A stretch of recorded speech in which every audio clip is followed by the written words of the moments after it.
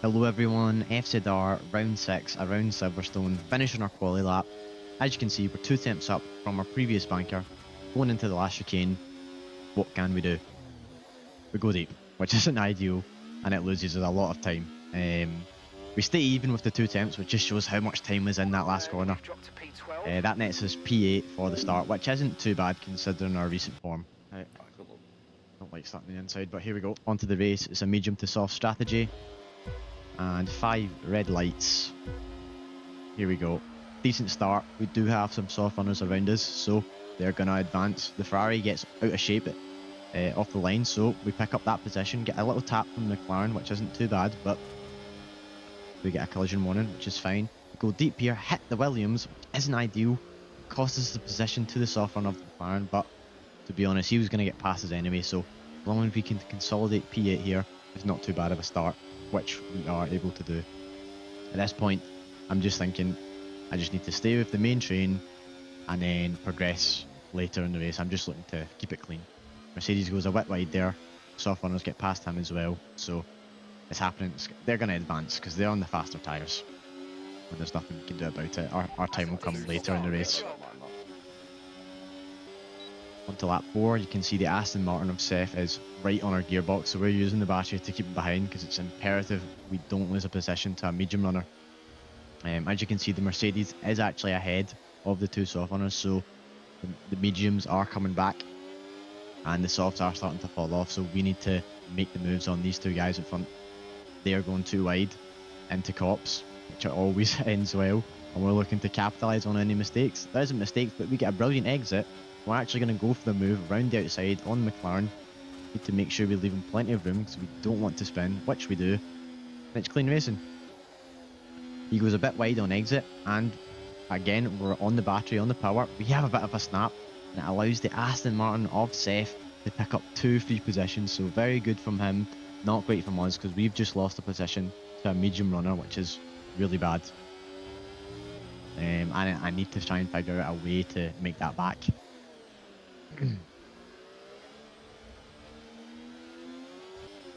On to lap 7. The softs are now the inferior tyre, the mediums have taken over pace-wise.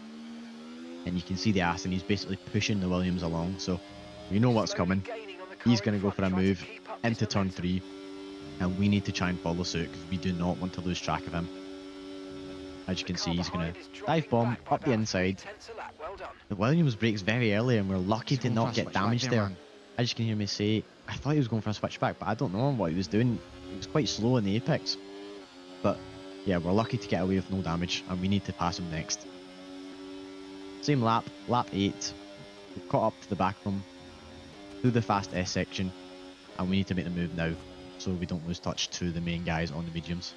We're going to put the battery on, activate the DRS, down the straight. He doesn't put up a fight because he knows I'm faster than him. We have the better tyres, there's no point fighting. We stay with the DRS. Lap 11, and as you can see, it's a massive train, and we're going to need to get creative in how we overtake these guys. It's going to be impossible in the straight. You can see Seth going for the outside, the Mercedes gets out of shape. Seth, very opportunistic, sends it up the inside. We're going to try and do the same and follow him through. He gets a snap, so it's getting very, very spicy racing here. We need to make sure we leave everyone plenty of room. A little bump from the Mercedes, but it's clean. And he keeps position, so nothing gained there. Until lap 14, and we're boxing this lap. And you're about to see the entire train boxes with us, which isn't ideal. Mercedes actually makes a move on the Aston in the pits. How have you just overtaken Seth? What a fucking joke. And it's good for him. Bad for us, because it could have been us, because it was very slow going at that pit entry, but yeah. I'm hoping people have damage here so that we can pick up a free position. Let's hope people have wing damage, as you can hear me say. Nobody did, so we are going to come out this train in the exact same position that we were. We will be undercut by the 2 guys that were on the softs.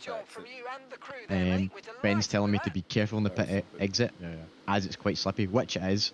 But as you're about to see, we take it a bit safe, and we actually lose quite a lot of time to the Aston, and it means we get undercut by the McLaren, which isn't ideal, so I'm the one that gets undercut.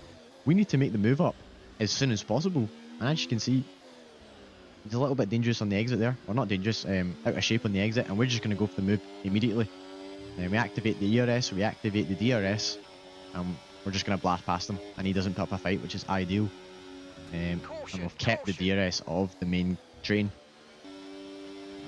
Lap 18. Seth is all up the back on the mediums of Bloom.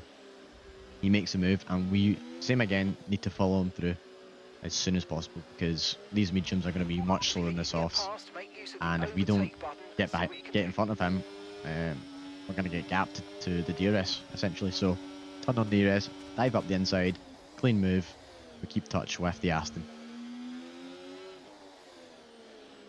Lap 19, same again. I'm looking for a way to get past Seth here, because I can't do it on a straight. I don't have the top line speed because it's a DRS train, so it's going to need to be out on traction and just a good move. So we're going to enable the ERS. We have a great exit, but as soon as he puts the battery on, look at the top line speed advantage he's got. We go down the outside trying to make something happen, but nothing's going to end up. He's going to get the exit with the traction on the outside line. And yeah, I need to find a way past. It's really difficult to overtake in this train. Coming on to lap 20. Gonna need to get creative how I overtake Seth. As you can hear me say, I need to get away past Seth that's unconventional at this point. So my thinking is into the last chicane and just try and catch him lacking under braking. But in order to do that, we need to get a good exit out of the S section, which we sort of do. Everyone gets the same exit, but we're going to put the battery on, make him spend a bit of ERS, put him under a bit of pressure, fake the inside, goes a bit deep, we keep it nice and tight, we have the traction, we're on his outside, we're wheel to wheel with him, and we're going to brake late here, which we do. We try and get around the outside, now have the inside to the next corner, leaving plenty of space. The two ahead are doing the exact same thing, into the last corner, still 2x2, we do have the bit of exit, and we make the move stick, which is brilliant. We're up to P6. What are you doing, Seth? And yeah, just spun me, man. We get tapped round, and I'm furious. That's really not ideal. He's just spun me. Yeah. That's face over. What the fuck's he doing? Yeah, we've lost the DRS, and that's effectively any chance at a podium gone. Lap 25, you can see they're 5.4 seconds up the road, only a few laps later, and that's because they have that DRS pace, and I'm just chaining along the medium runner of Flume. And at this point, I don't even know if I can consolidate P7, because Flume's just going to stay behind me until the last lap with DRS, as you're about to see. Skipping on to the final lap, sector 3 or sector 2, but in overtakes me. I'm thinking Flume's just going to blast past me in this back straight here, because he's got the DRS, he's going to have the ERS, and there's nothing I can really do. At this point, I'm defenceless. We're going to use everything and see what I can do. I'm going to hold the inside line, make him go to the outside, and see if I can make something happen. He goes a bit deep, so I'm thinking there is a bit of opportunity for a dive bomb. I'm going to look up the inside here, nothing there, brake late, and go around the outside, which is perfect. I did not expect that opportunity to come, but it did. So that's P7, and as you can see, Seth also got a pen. Seth, what are you doing? We exchange words here. Explain. Sorry, bud. And yeah, I muted the audio because we did exchange a bit more vulgar language, but yeah, he did get a pen, and that puts us P6. Cheers for watching.